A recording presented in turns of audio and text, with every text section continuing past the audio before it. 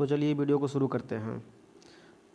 देखिए हम लोग पिछले वीडियो में हम लोग सिंगल लाइन डायग्राम और कंडक्टर की साइज को पता कर चुके थे। अब हम लोग सामग्री के बारे में पढ़ेंगे। आवश्यक सामग्री क्या क्या लगेंगे उस वायरिंग में यदि उस वायरिंग को करना है, कंप्लीट करना है तो सामग्री के कौन बने। मैं आपको एक सटीक और बहुत सरल तरीका बताऊंगा जिससे आप कभी जीवन में नहीं भूलेंगे कि किसी भी वायरिंग में लगने वाले सामान कौन कौन से हैं, उसके सामान को नाम को मैं कैसे याद करूं। एकदम सटीक और सिंपल तरीका बताऊंगा जो आप कभी नहीं भूलेंगे। ठीक है। आप सोचेंगे कि कौन सा गुरु मंत्र देने वाले हैं सर, तो देखिए मैं गुरु मंत्र आज आपको दूंगा, अब उसको ग्रहण करिए। ठीक है। तो चलिए आइए हम वीडियो को शुरू करते हैं हम लोग। ठीक है।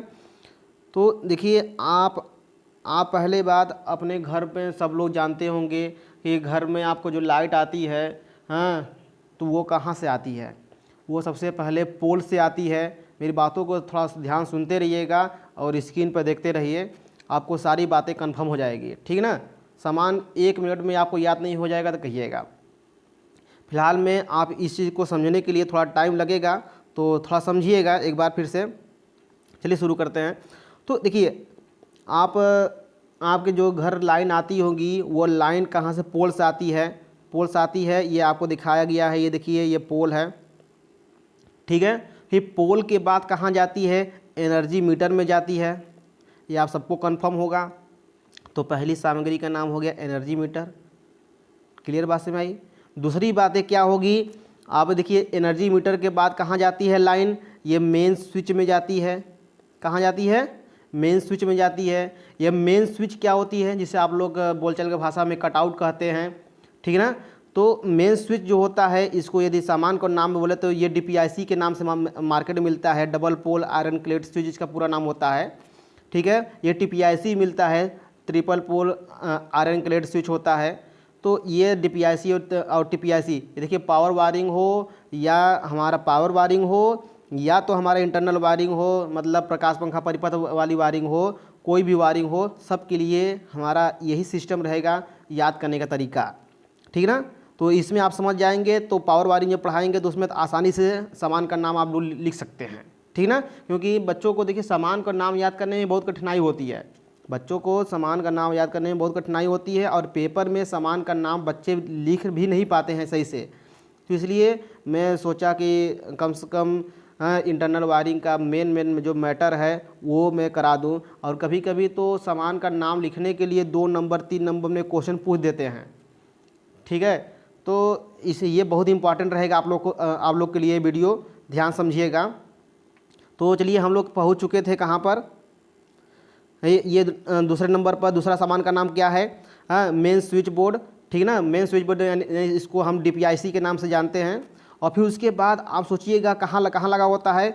देखिए ये आप देखे होंगे कटआउट लगा होता है। कटआउट के बाद कहाँ जाता है, ये एक बगल में एक बॉक्स होता है जिसे हम डिस्ट्रीब्यूशन बॉक्स कहते हैं, उसमें लाइन जाती है।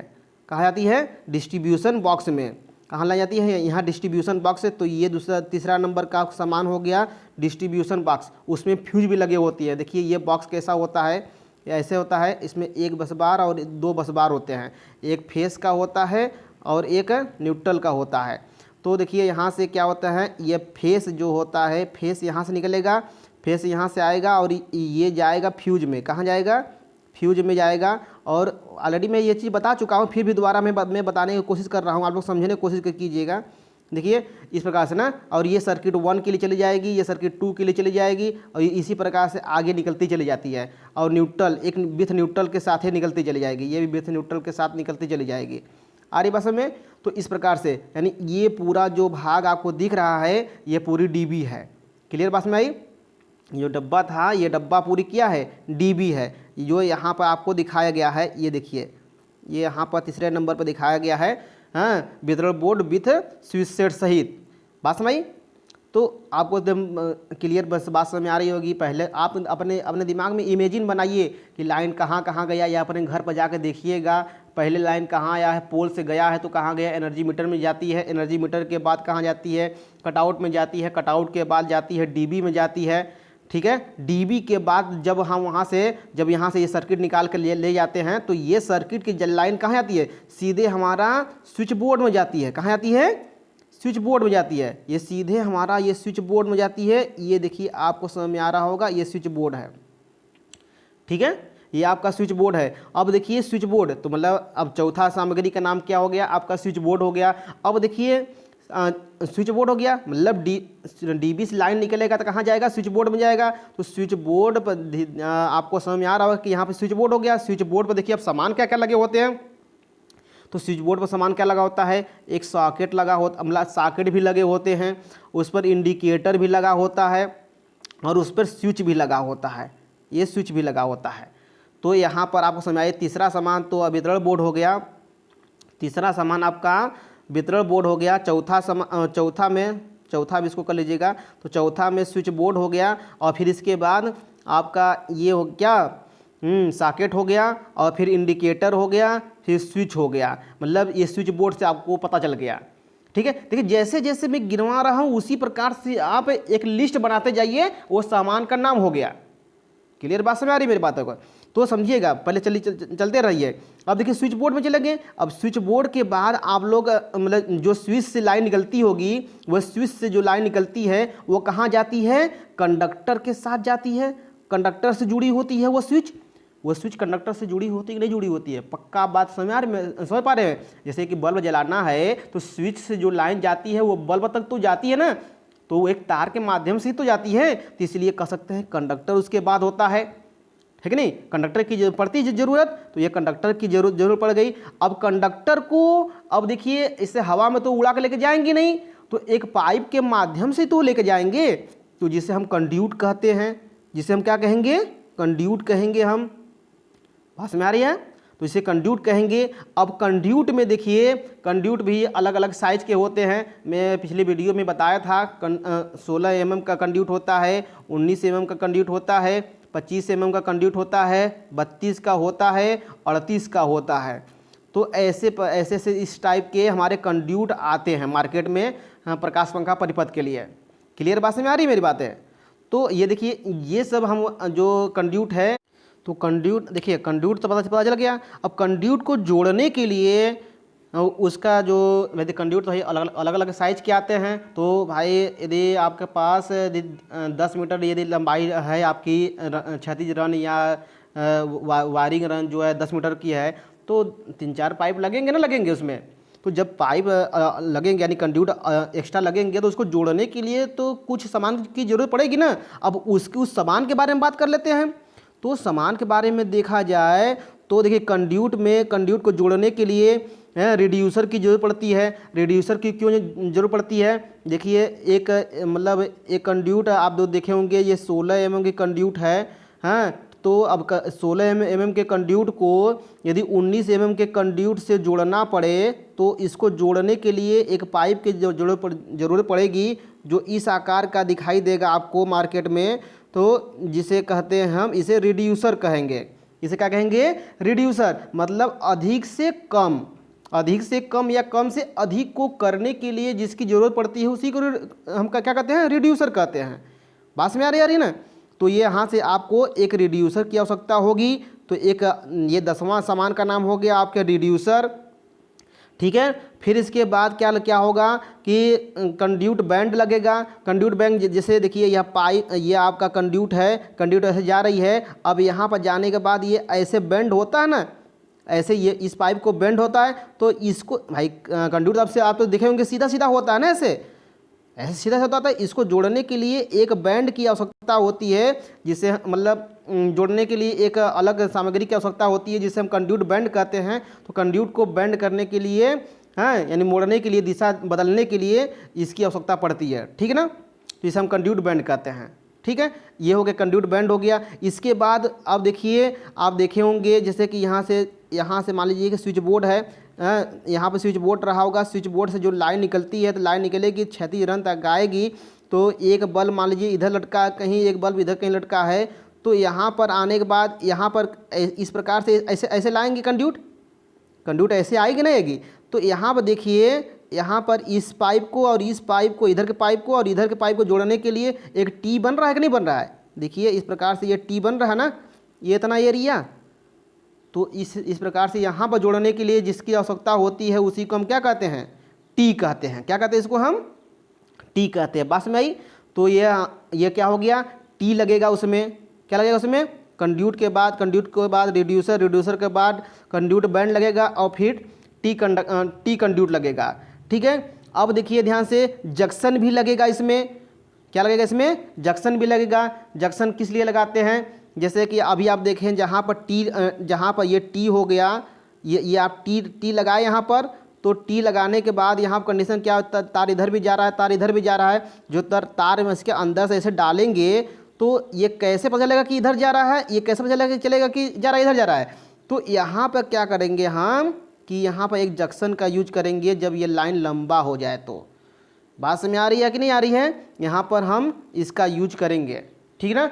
आजकल टी जो आता है, टी जो बनता है, टी आप देख रहे हैं ना, टी आप लोग सोचेंगे कि हम तब टी में तो उसमें जाएगा नहीं, तो यहाँ पर टी में ही यहाँ पर होल आता है।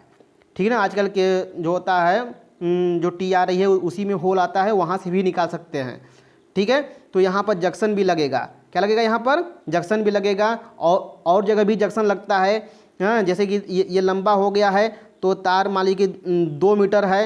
हाँ, यहाँ से यहाँ तक 2 मीटर क्या 4 मीटर मान लीजिए, इसकी लंबाई 4 मीटर है, 4 मीटर इधर भी है। तो भाई 8 मीटर लंबा पाइप तो आती नहीं है, तो 8 मीटर लंबा पाइप नहीं आती है, तो बीच बीच में जोड़ लगेगा ना, जहाँ जहाँ जोड़ लगेगा वहाँ पर जंक्शन लगाएंगे। क्या लगाएंगे हम, जंक्शन लगा करके आगे तार खींचते चले जाएंगे। ठीक है। यहाँ भी जंक्शन लगता है। क्लियर बात में आ रही कि नहीं आ रही है। और फिर इसके बाद जंक्शन तो समझ आ गई। सीलिंग रोज लगेगी। अब जहाँ पर जंक्शन लगता है उसी जगह सीलिंग रोज लगा देंगे। और फिर यहाँ पर होल्डर, जहाँ बल्ब निकालना होगा वहाँ पर लगेगा, होल्डर लगेगा। राउंड प्लग चाहिए सॉकेट के लिए जैसे कि इन करते हैं ना उसमें। और फिर क्या, अर्थिंग वायर चाहिए। फिर अर्थिंग वायर के बाद सीमेंट चाहिए, सीमेंट और बालू। तो देखिए यहाँ से एक सीरियल वाइज से आप ऊपर से नीचे आए तो आपको सारी बातें समझ में आ गई कि क्या क्या उसमें लगेगा। ठीक ना। तो आपसे हम उम्मीद यही करते हैं कि ये बातें मेरी आपको भली भांति समझ में आ चुकी होगी। ठीक है। कि कैसे हम कंड्यूट के मतलब जो भी सामग्री होता है, सामग्री के नाम को कैसे याद करें। तो आइए एक बार फिर से याद करते हैं। आप आंखें बंद करके एक बार सोचिए अपने घर में लाइन कहाँ से कहाँ गया है, लाइन कहाँ से कहाँ गया है। ठीक है। तो लाइन गया कहाँ से है, लाइन आया है पोल से, ऊर्जा मीटर में गया, ऊर्जा मीटर के बाद DPIC में गई, फिर वितरण बोर्ड में गया, फिर हमारे स्विच बोर्ड में गया। स्विच बोर्ड के बाद हमारा क्या सॉकेट लगा होता है, उस पर इंडिकेटर लगा होता है, वहाँ पर स्विच लगा होता है उस पर। ठीक है। फिर कंडक्टर के माध्यम से कहा जाता है पॉइंट तक जाता है। और पॉइंट तक किसके माध्यम से जाता है, कंड्यूट के माध्यम से जाता है। किसके माध्यम से जाता है, कंड्यूट के माध्यम से जाता है। और कंड्यूट को जोड़ने के लिए रिड्यूसर, बैंड और टी कंड्यूट, जंक्शन, सीलिंग रोज आदि लगे होते हैं। और पॉइंट निकालने के लिए होल्डर लगे होते हैं, प्लग लगे होते हैं। और फिर उसके भाई देखिए यदि वायरिंग आप कर दिए हैं तो उसके लिए एक अर्थिंग वायर की ज़रूरत पड़ेगी जिससे कि आप शॉक से बच सके। ठीक है। तो अर्थिंग वायर भी लगेगी उसमें। और जहाँ तोड़ फोड़ किए हैं तो उसके लिए तो भाई बालू सीमेंट कंक्रीट तो लगेगी ही लगेगी बंद करने के लिए। हाँ, इसी तरह किसी का घर तोड़ कर तो चले नहीं जाएंगे, बंद करके जाना पड़ेगा। तो उसके लिए सीमेंट बालू कंक्रीट भी लगेगी आवश्यकता अनुसार। क्लियर बात में आ गई भाई आप लोग को। तो देखिए जैसे जैसे आप बताए हैं अब उसी प्रकार से सामग्री के नाम आपको लिखा दिखेगा। ठीक है। सामग्री के नाम देखिए अभी हम लोग याद करते रहिएगा कैसे कैसे हम क्या क्या लिए थे। हाँ, कैसे क्या क्या था। सबसे पहले एनर्जी मीटर था कि नहीं था। फिर DPIC था कि नहीं था। ठीक है। फिर वितरण बोर्ड था। फिर क्या था, वितरण बोर्ड। फिर यहाँ से PVC स्विच सा, जो PVC जो स्विच बोर्ड था। हाँ, जो स्विच बोर्ड जो होता है PVC का आती है, वुडन की आती है, आयरन की आती है, कास्ट आयरन की आती है। ठीक है ना। तो इस प्रकार से मतलब बोर्ड बहुत टाइप के आते हैं। तो हम PVC का बोर्ड इसमें यूज कर रहे हैं। आप जो चाहे उसको यूज कर सकते हैं। आप लकड़ी का भी बोर्ड यूज करते हैं कर सकते हैं तो लिखिएगा लकड़ी का बोर्ड। ठीक ना। तो यहाँ पर देखिए जो बोर्ड हम यूज करेंगे, यहाँ पर बोर्ड में क्या हम सिंगल वे यूज करेंगे। जो बरामदा था उसके लिए सिंगल वे, और जो मकान जो घर था वो घर यानी मकान जो था रूम 1 रूम 2 उसके लिए एक बोर्ड उसके लिए 6 वे का, और दूसरे रूम के लिए एक बोर्ड 6 वे का। देखिए 6 वे का मतलब क्या है, इसमें एक्स्ट्रा पॉइंट हम निकाल दे रहे हैं। हाँ, उसमें तीन एक चार पॉइंट थे, तो हम 6 वे का बोर्ड लगा दे रहे हैं उसमें। हाँ, 6 वे मतलब 6 वे आपको क्लियर होना चाहिए कि 6 वे मतलब कि उसमें से 6 पॉइंट के लिए रास्ता निकलेगा, ठीक है ना, 6 स्विच उसमें लगेंगे, ठीक है, उसका मतलब होता है 6 वे, ठीक है।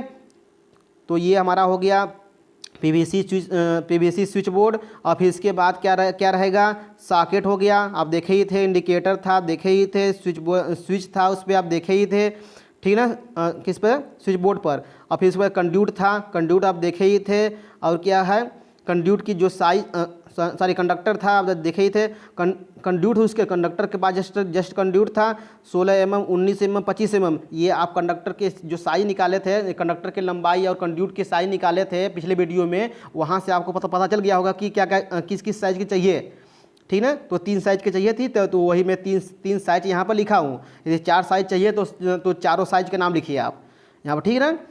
तो चलिए यहाँ पर आगे देखते हैं हम लोग। फिर यहाँ पर क्या होगा, कंड्यूट रिड्यूसर चाहिए, अभी मैं बताया था। उसके बाद रिड्यूसर जोड़ने के लिए बैंड चाहिए, टी बैंड चाहिए, जंक्शन चाहिए, सीलिंग रोज चाहिए, होल्डर चाहिए। देख रहे हैं ना, सारी बातें हैं कि नहीं, वही बातें सब सारे हैं ना। तो यहाँ पर देखिए, राउंड प्लग चाहिए, अर्थिंग चाहिए, सीमेंट कंक्रीट चाहिए। 18 सामान हो गए नहीं हो गए, तो क्या बताइए, आसानी से याद हो गया कि नहीं हो गया। अब रह गई मूल्य की बातें। हाँ, संख्या वो एनर्जी मीटर तो एक ही होता है, और डीपीआईसी भाई वहाँ पर बोर्ड तो हमारा डीपीआईसी जो मेन बोर्ड होता है तो एक ही होता है ना सभी घरों के लिए। हाँ, कि वहाँ से काटेंगे तब पूरे घर की लाइट कट जाएगी, तो उसी को तो मेन बोर्ड कहते हैं। और फिर उसके बाद यहाँ पर वितरण बोर्ड, तो भाई देख सर्किट के लिए, सर्किट बांटने के लिए तो बोर्ड तो एक ही यूज करते हैं, उसी में से 2-3 सर्किट निकाल के जहाँ ले जाना होता है लेके जाते हैं उसमें। और भाई बोर्ड जो है पीवीसी का बोर्ड, तो देखिए सिंगल वे का बोर्ड कितना था हमारा, एक था बरामदे के लिए और एक रूम 1 के लिए, रूम 2 के लिए, 6 वे के लिए थे, तो 2 बोर्ड हो गया। और सॉकेट देखिए रूम 1 में लगा था, रूम 2 में एक सॉकेट लगा था, तो 2 सॉकेट हो गया। इंडिकेटर भाई 2 बोर्ड हो तो 2 लगेगा। और जो बरामदा वाला है बोर्ड है, सिंगल वे है, उसमें हम कुछ लगाएंगे नहीं, ठीक है ना, इंडिकेटर नहीं लगेगा, ठीक है, क्लियर बात भाई। तो चलिए आगे देखिए, जो स्विच था हमारा, स्विच कितना था भाई, देखिए पहले रूम में 3 था, पहले रूम में हमारा कितने पॉइंट थे, 3 पॉइंट थे, 2 बल्ब, एक फैन था और एक स्विच थी, सॉरी सॉकेट था, तो 4 वहाँ से हो गया। और दूसरे रूम में भी वो उतना ही था, 4 4 8, एक बरामदे में 9। देखिए तो स्विच की संख्या 9 हो गई। और इसके बाद कंड्यूट की लंबाई आप निकाले थे तो 108.9 आया था, तो इसमें सीधे 109 मीटर ले लिया, सीधे 109 मीटर ले लिया। और उसके बाद कंड्यूट देखिए, आप देखे होंगे कंड्यूट के बारे में, यदि कंड्यूट के बारे में मैं बात करूं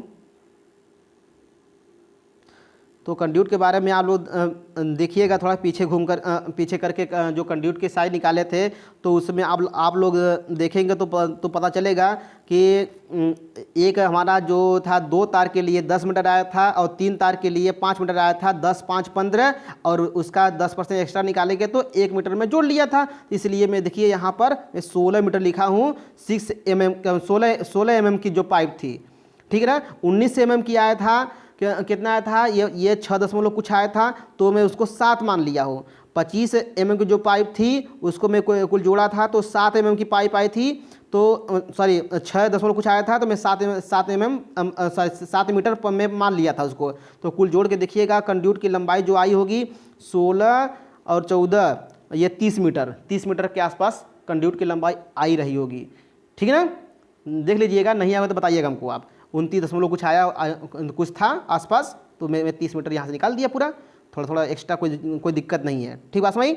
इसके बाद रिड्यूसर, यहाँ पर देखिएगा जहाँ जहाँ मोड़ होगा, मतलब 6 तार से 4 तार में पहुँचा होगा जहाँ पर, तो वहाँ पर एक रिड्यूसर, तो उसी प्रकार से हम 3 रिड्यूसर ले लिए हैं। बैंड के लिए भाई जहाँ जहाँ आप यल टाइप का सिंगल लाइन डायग्राम देखिएगा, जहाँ जहाँ यल टाइप का बना होगा वहाँ बैंड लगेगा। और देखिए टी जहाँ जहाँ, तो टी तो अभी समझेबे किए, अब देखिएगा सीधे जहाँ टी बना होगा वहाँ टी लग जाएगा। तो हमारा 3 टी बना था उसमें, तो मैं 3 टी ले लिया था। जंक्शन 2 ले लिया था, ठीक है। सीलिंग रोज में 2 लिया था, 2 जंक्शन लिया था, 2 सीलिंग रोज लिया था, ठीक है ना। तो देखिए इस प्रकार से आपको सारी बातें समझ में आ गई होगी, सामान का नाम कैसे याद करते हैं, ठीक है ना। सारी बातें आपको समझ में आ चुकी होगी कि सामान का नाम कैसे याद करते हैं। मूल्य के लिए आप लोग देखिए एनर्जी मीटर लगाइए न लगाइए कोई ज़रूरत नहीं है, लेकिन ये सारी नीचे की बातें आपको लिखना ज़रूरी है, क्योंकि एनर्जी मीटर गवर्नमेंट लगा के देती है, आप नहीं लगाते हैं, ठीक है ना, या हम नहीं लगाते हैं। तो ये गवर्नमेंट का होता है, तो गवर्नमेंट लगवाती है, तो उसके लिए जो खर्चा होता है वो अलग गवर्नमेंट देती है, आप पे करते हैं, ठीक है। लेकिन हम लोग वायरिंग करते समय एनर्जी मीटर को नहीं देखते हैं, तो हम लोग इसके दूसरे नंबर से हम लोग बढ़ते हैं, मतलब इसके नीचे के सामान को लिखेंगे, ठीक है ना। तो देखिए तो DPIC मतलब कितने रुपए की आती है, 200 रुपये की। तो ये सामान आप मार्केट में पता करके भी अपने हिसाब से मूल्य इसका लिख सकते हैं, मूल्य लिख करके अपना काम कर सकते हैं। तो इस प्रकार से मतलब 200 रुपये का ये हो गया, 300 रुपये का ये हो गया, 30 रुपये के देखिए सिंगल वे होता है, 50 रुपये के 6 वे का बोर्ड मिलता है, 15 एम्पियर ये 5 एम्पियर सॉकेट जो होता है 15 रुपये का मिलता है, इंडिकेटर 10 रुपये मिलता है। तो 2 है तो 2 दूना के 20 हो गया। अब यहाँ पर 2 है तो 15 दूना के 30 हो गया। ये 50 रुपये मिलता है, तो 2 है तो कितना हो जाएगा, 100 हो गया। इसी प्रकार से कुल जोड़ेंगे, तो कुल जोड़ने के बाद हमको देखेंगे तो 2563 रुपया आ गया, 2563 रुपया टोटल आ गया। जो 2563 रुपया टोटल आ गया, तो उस कंडीशन के हिसाब से देखें हम लोग, तो टोटल हमारा आया यहाँ पर 2563 का ये सामग्री का मूल्य 2563 रुपया आ गया। तो सामग्री के मूल्य का आकस्मिक व्यय 10% निकालेंगे हम, तो इसका 10% निकालेंगे तो कितना आएगा हमारा, हाँ 265। देखिए यदि इसका निकाले आकस्मिक व्यय का 2563 रुपया है, इसका 10% निकालेंगे तो कितना आएगा, 1 0 से 1 0 कैंसिल, और 1 0 बचा हुआ तो एक अंक पर दशमलव लग जाएगा, तो टोटल 256.3 आ जाएगा। तो देखिए यहाँ पर तो यही तो लिखा गया है 256.3। तो इसका भी 10% निकालेंगे, तो मजदूरी व्यय निकालेंगे 10% एक्स्ट्रा, तो इतना आ जाएगा। और निरीक्षण व्यय 5% निकालेंगे, तो ये इतना आ जाएगा। और कुल मूल्य जोड़ देंगे, मतलब इसको जोड़ेंगे तो टोटल इतना आ जाएगा। मतलब टोटल खर्चा आपको सामने दिख रहा होगा, टोटल खर्चा ये इतना आ गया, ठीक ना, 3203 रुपया 65 पैसा, ये इतना पूरा खर्चा आया। तो उम्मीद करते हैं सारी आपको वीडियो मतलब आपको अच्छी लगी होंगी। तो यदि आपको सारी वीडियो अच्छी लग रही हैं तो भाई अपने दोस्तों को ये शेयर करें वीडियो, और सब्सक्राइब करवाएं। और भाई यदि आपको कुछ और चीज़ें चाहिए या कुछ चीज़ें इसमें अभी तक नहीं समझ पा रहे हैं, तो आप कमेंट करके बताइए, मैं उस चीज़ों को फिर से समझाने की कोशिश करूँगा, ठीक है। Thank you.